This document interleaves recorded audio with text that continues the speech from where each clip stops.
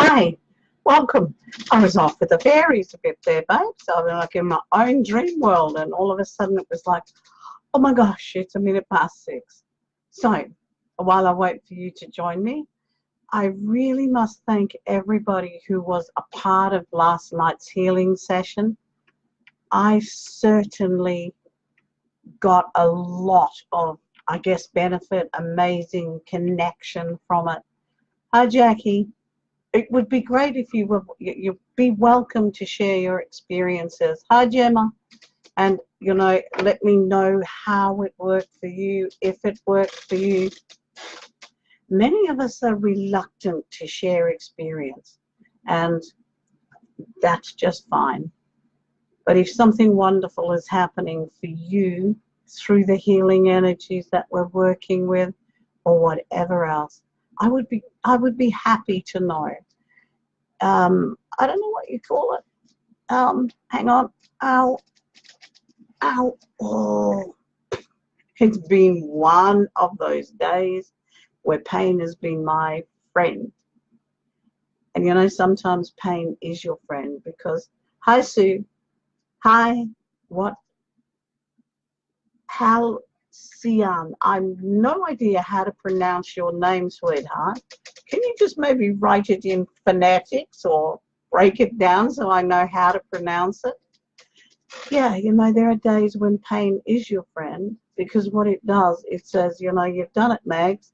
It slows you down. You have to step back. You have to look after yourself.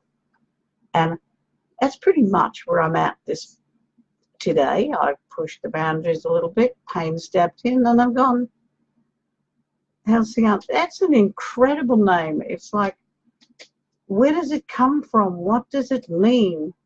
I love names. Like you probably guessed, I'm excited about names and words and all sorts of wonderful things.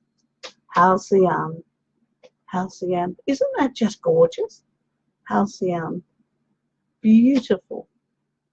We are very gifted or blessed at the moment to be able to share with so many people in so many different walks of life and from so many different walks of life and from so many different places.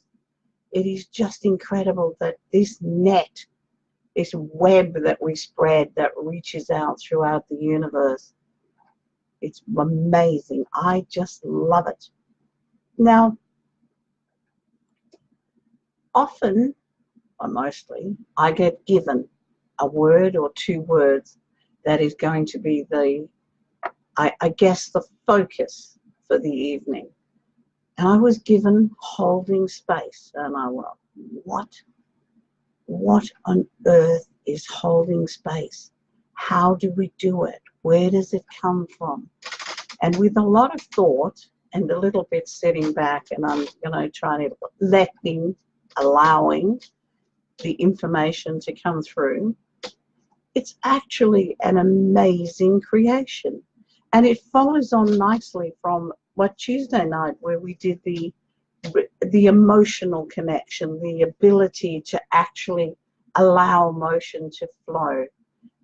Holding space for someone is actually a very special, sacred gift. It's an incredible gift. Holding space means we stay with somebody on a deep emotional level, but we step away from ourselves. When we have a friend or family or whatever and they've got issues, they're talking, they come over and chat, we listen to understand. We listen to answer them. We give them information from our perspective, from our experience. We give them hugs.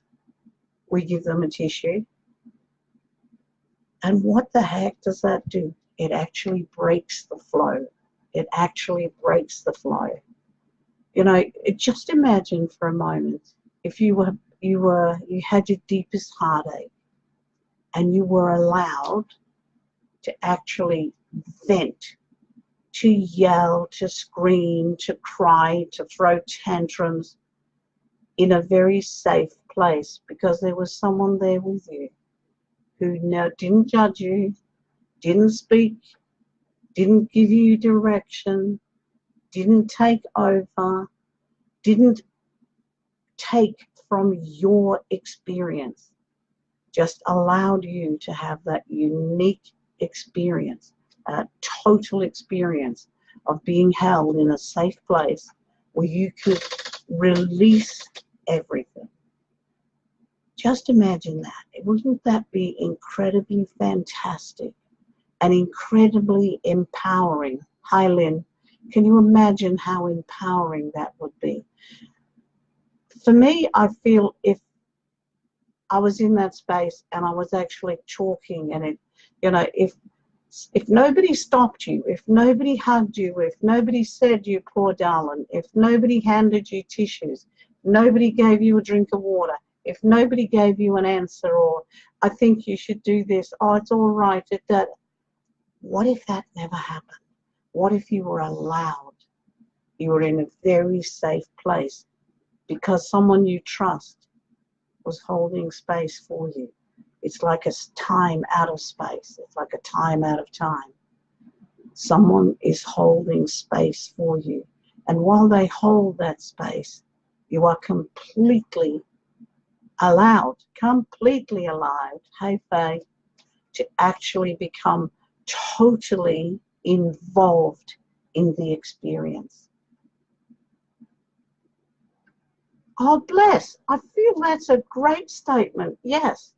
And it's like, what you're doing, you're witnessing exactly, but you're not becoming involved. There's no judgment there. There's no, here is your information. And, you know, for the witness, the one who's holding the space, you may find that a lot of issues will come up, that your stuff will come up. But it's not about you. It's about stepping away from your stuff. It's about stepping away from your ego. It's about being totally holding space for someone else. You know, I feel if we could hold space for someone who is going through the death experience, just let them talk it through.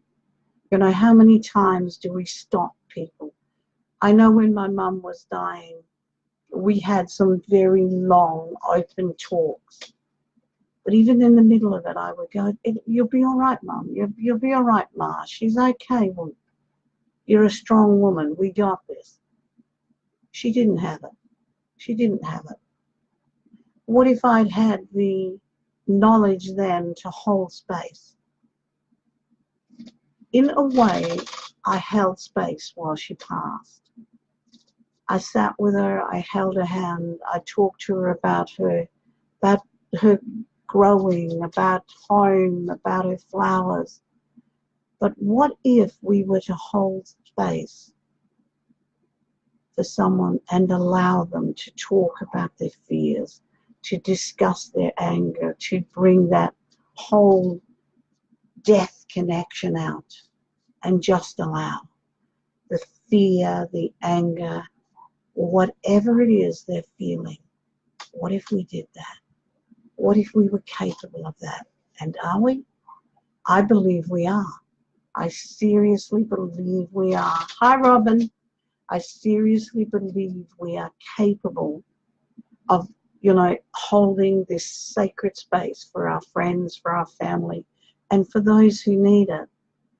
It's like I've done a lot of soul searching, I guess you'd call it, today on holding space. You know, what if we held space for a young mum? What if we allowed that young mum to let out all her frustrations, all her fears, all her doubts, all her concerns, instead of patting on her head and going, you're all right, babe, you'll be fine? What if we allowed them to bring it all out, to empty that what's inside them, to empty it into a safe place, to empty it into a place where there's no judgment, there's no direction, there's no information? What if we allowed someone who's deeply broken-hearted, to dump, so to speak, to let it all out, to just scream, shout, kick. What if we held space for these people?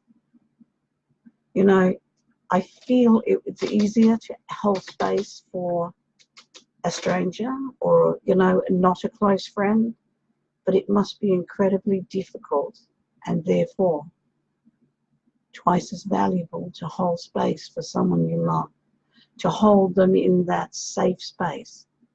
And how difficult would it be for us as people to shut up, to just sit there? Hi, Sandy.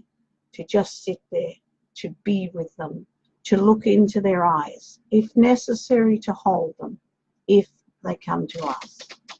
It's no good going to them and holding them. You are breaking the cycle. The cycle of change must come from them. And what happens when they've howled it all out